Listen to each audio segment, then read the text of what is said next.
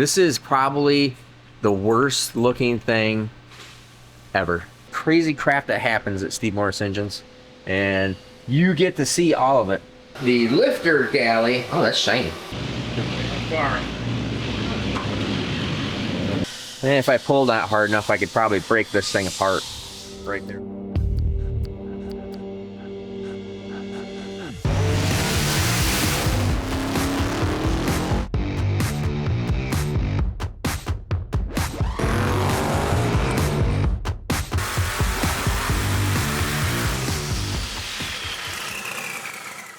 First off, Sugar Mama giveaway announcement. It's not until the 24th. So the lawyers and the sweepstakes company, they select whoever is the winner. I don't have nothing to do with it. So they have not given me who the winner is yet. So they got to do that, and that's supposed to be on the 24th. FYI. But now, let's get into crazy crap number one. This is probably the worst looking thing ever done to a crankshaft, but it is what it is. So this is crankshaft for the big 5.3 bore space Hemi, 903 cubic inch. Now what had happened here is I ordered the crankshaft, and I'm taking full responsibility because I gave them the wrong bob weight number. They never said, hey, that seems like that's wrong, and but that's okay. It is my fault. So I gave them the wrong bob weight number. So the crankshaft comes in, beautiful billet, $5,500, $6,000 crankshaft, huge money. Thing's beautiful, sweet, cool. Let's go balance it, put it in the balancer. So Cody goes to weigh everything all up, and he comes back and he says, hey, the bob weight is 3,572 grams. I go, don't be stupid. That is astronomically high. The bob weight in my SMX is 2,850. Most everything in the world is under 3,000 grams. 3,500 grams, that's crazy. No freaking way. I go over, I weigh it all up, and I go, I'll be darned, it is. This is a problem.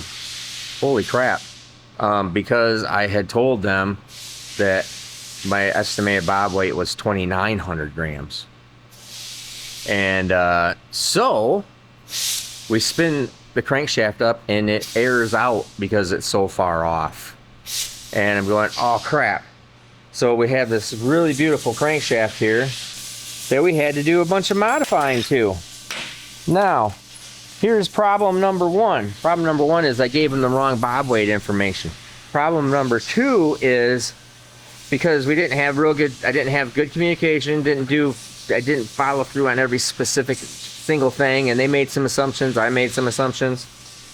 They cut the counterweights down. If they would have left the counterweights up, they would not have had to add Mallory metal. So they had cut the counterweights down, and which they didn't need, which removed a ton of material, and then they still put in 3 pieces of Mallory metal there and 3 pieces of Mallory metal here. So they had already filled the crankshaft with Mallory metal. It is impossible to add any more weight to this crankshaft to make it correct because the counterweights are too small. So it's like, oh crap, it is 10 months to 12 months out on a crankshaft to get one of these crankshafts. I've made a mistake. What the heck am I going to do? There's no possible way of adding more Mallory metal to it. There's nothing. You cannot do it. It is already there. You cannot add 600 grams to this whole deal. Now, you could add, you could make it externally balanced, but adding 600 grams externally, way out here, that's a poor option. That is just not the right option to do at all. So the only thing I could do was add metal to the counterweight. Now, this is terribly, oh, it's so bad. And the whole point is everything clears. This clears everything. So we had to add this strap and this strap, this strap and this strap. So I welded on. I did not weld all the way around, but I welded in around the corners, through the middle, and then these are bolted all the way down through the crankshaft to give it that extra support there. And thankfully, because of the nature of what this engine is doing, and I told the customer about this all the way through. So like I said, this is for the big Hemi. So I'm feeling like an idiot. It's like, oh my gosh, what am I going to do to make this right? And you can't tell the customer, oh, sorry, it's going to be another year. I mean, I can't do that. I can't make a crankshaft appear out of thin air. You can't do that. It's very specific. Plus, it's, there's $5,000. Now, the one thing that is a little bit of saving grace is this is a lower RPM engine. This engine realistically is really never going to really go over 6,500-ish RPM in that range. So it is low RPM.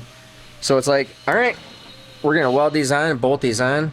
And I had seen that people do this before in like pulling tractors and some other things like that. It is what it is. You can only, there's nothing else to do. That is the only option in order to save this whole deal, is to do that. Now you could say, oh, you lighten up your connecting rod or piston.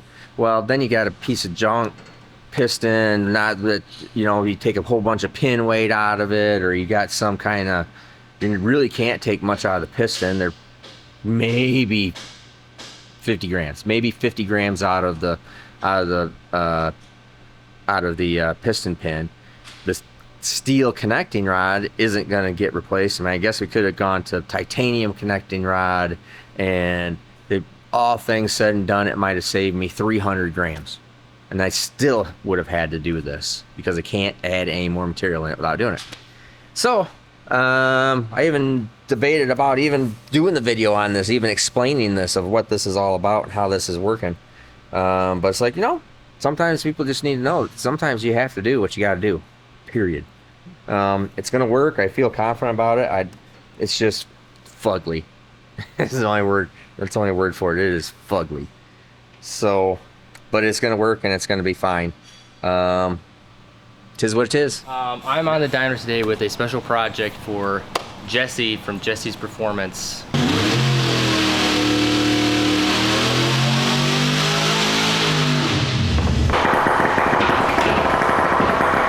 yeah, look at that.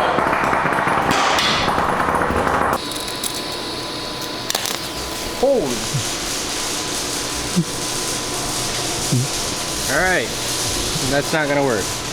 Alrighty, so we got a couple things here.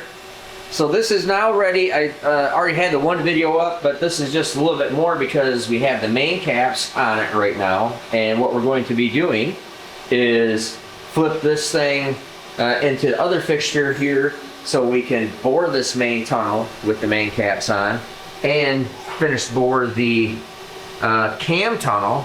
So that's going to be cool. And then finish up the end of the block on both sides. So you can see here, so this whole side is obviously not finished, but this is finished, looking nice. Water jacket's finished. Everybody asks about the surface finish in here. Personal opinion on what it does, is nothing. The texture and whatnot, but I could be wrong. Now up in here, so we're gonna, the lifter galley, that's shiny. Is that coming through on the, yeah, that looks good. These things, so we've drilled, tapped on all of that through this machine. Not putting the lifter boards in on this machine. Gonna do that on the Centroid, and then drill and tap the head studs on the Centroid, and finish boring on the Centroid for sleeves. Everything else here is done. Every one of these small holes is all drill, tap, taps. You can look in there. So I'm doing some revisions through here, but the cam tunnel is going to open up larger because cam tunnel is small right now. So that's all looking pretty good. So now let's go look at the crazy number 2. crazy crap number 2. So this is the very first, the original SML that designed and built. All right, so this is kind of like the prototype unit. And so it has a little stuff. It's not as nicely finished and that kind of thing, but it was the very first prototype. So it's pretty basic. And this made 3,000 horsepower on the dyno. Twin turbo deal for chaotic speed.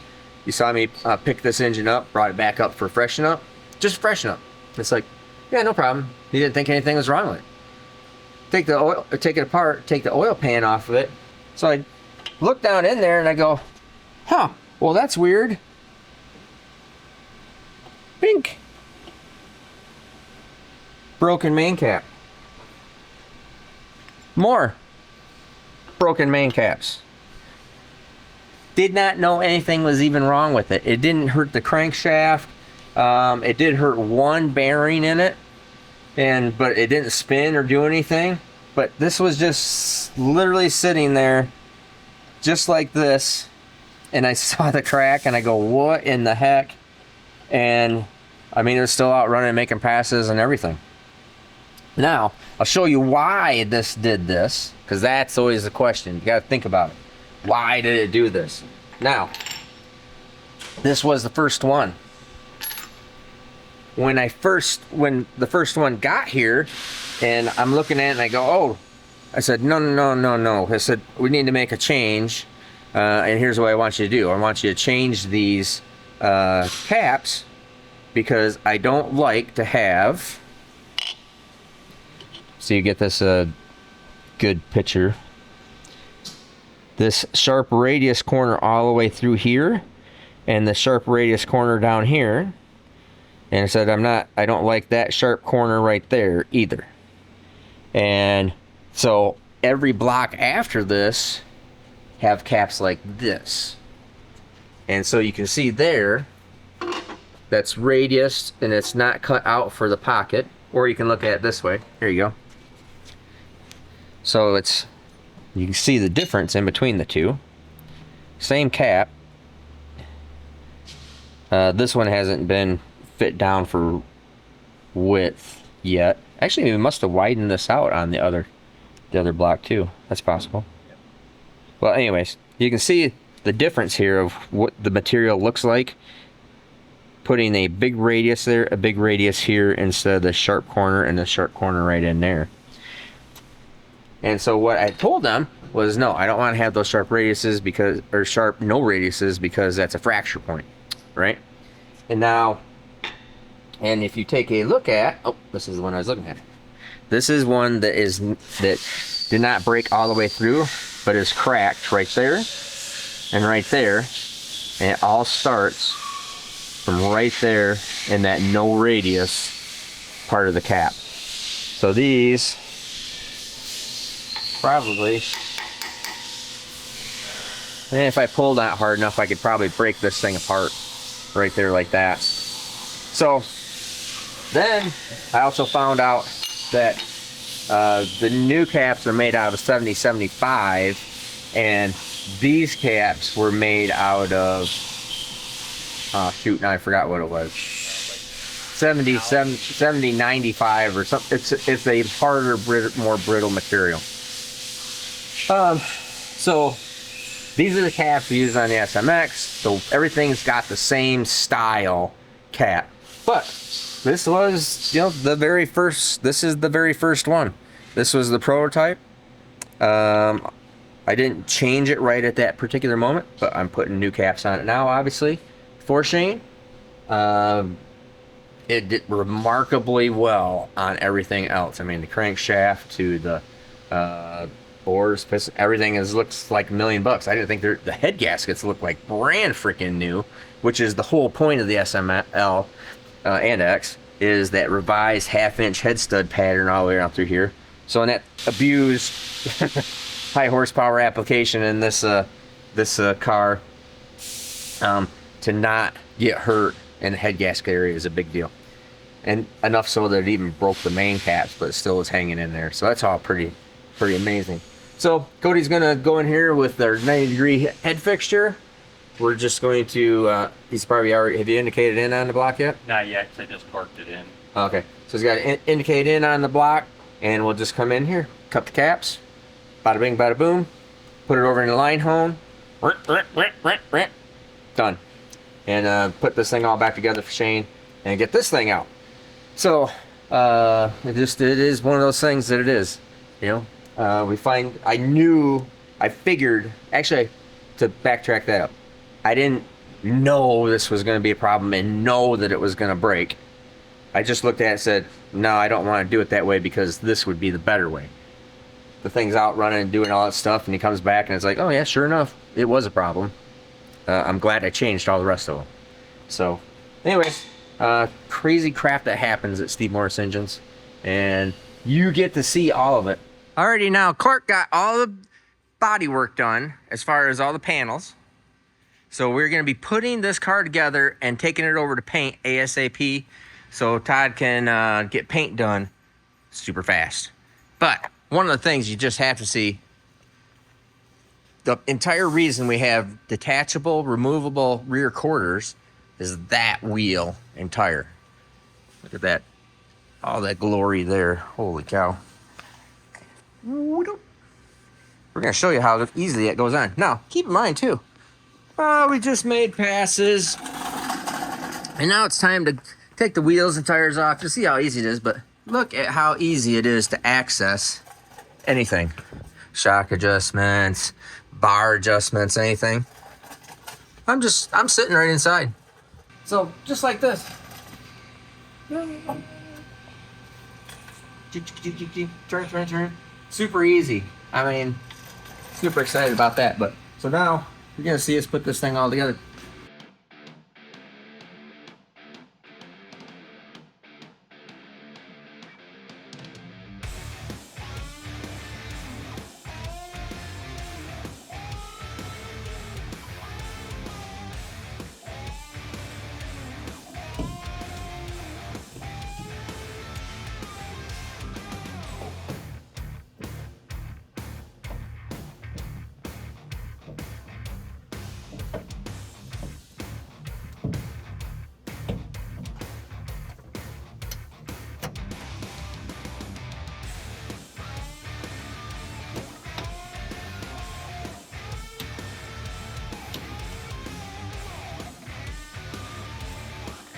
Three, four, five. I mean, it's as solid as it ever was. 6, 7. The window, it clips under, or it goes underneath the window frame. So the window frame is all right here. So that's 7, 8, 9 on the inside here. 8, 9, 10, 11, 12, 13, 14, 15, 16, 17 Zeus fasteners total, holding the quarter panel on. Now you can see inside here, we got Clarky painted up the backside of the panels. Everything looks awesome. I'm super happy with how it's all going together. So I'm gonna figure out you can pretty much do it 100% myself with just one person. But I think we're going to, I gotta do like those door mounts, you know, where they put doors on. Well, we're gonna put rear quarters on it.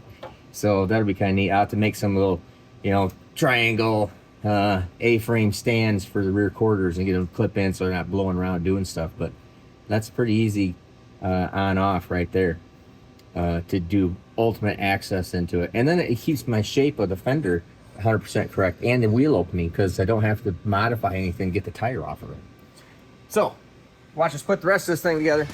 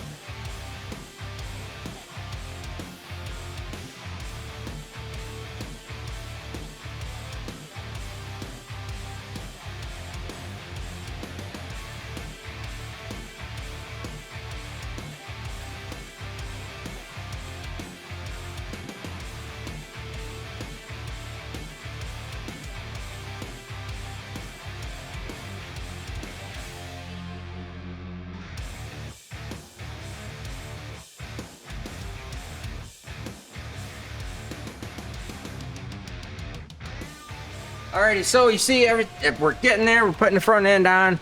Gonna push this thing in the trailer and get it over to Todd Zeller at Todd's Extreme Paint to remake this into the Woody Wagon once again. So we're gonna put this front end on. That's all looking good, and we're ready to roll. Remember, like, subscribe, comment below what you think. Helps out the algorithm, helps us out. And I'm Steve Morris. Cody Moreland. Whoa, what? What? What? Yeah, I know, I see a knife. Oh, okay. Kyle Morris. We're all standing around the machine waiting for it to run. Go. Go. Hit the button. I said there's still crosshatches in the board too. Oh yeah, still cross-hatching the board. I mean, it looks really good. It's just, I think it's a combination of the bad design here and material. But, all right, anyways, I'm Steve Morris. Have a great day.